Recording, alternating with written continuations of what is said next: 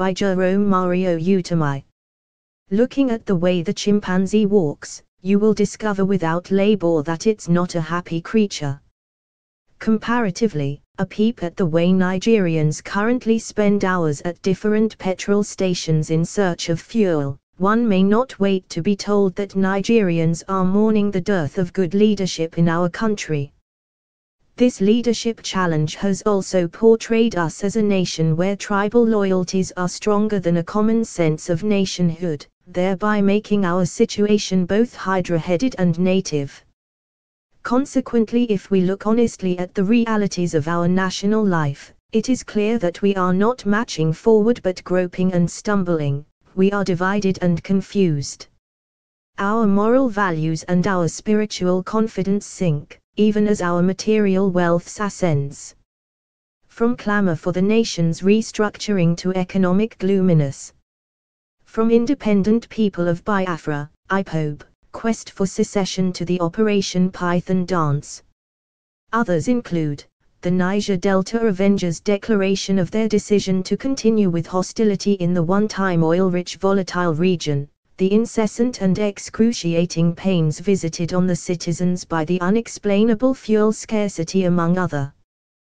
Again, casting a glance at these challenges faced as a nation will further reveal that they all share a common denominator called the defective constitution.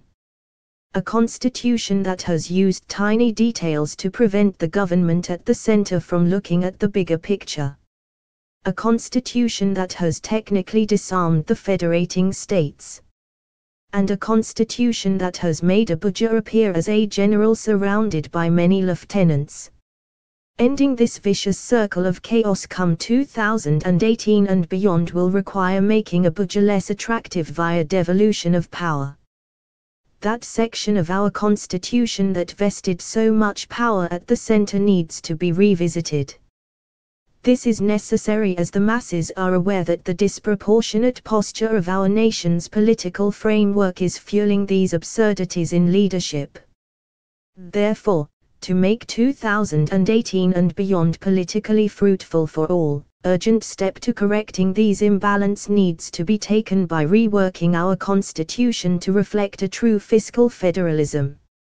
Another important part of the nation's 1999 constitution that calls for urgent amendment is the second chapter.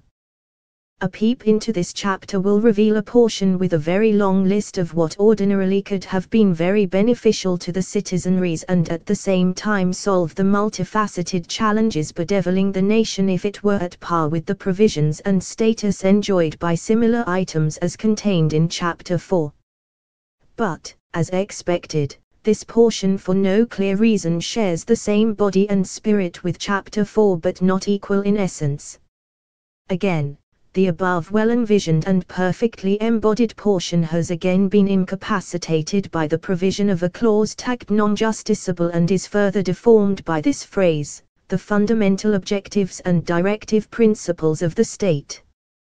These two attributes made that chapter a fallen angel, thereby depriving over 180 million Nigeria what they are supposed to enjoy and on the other hands, stunted the nation's development.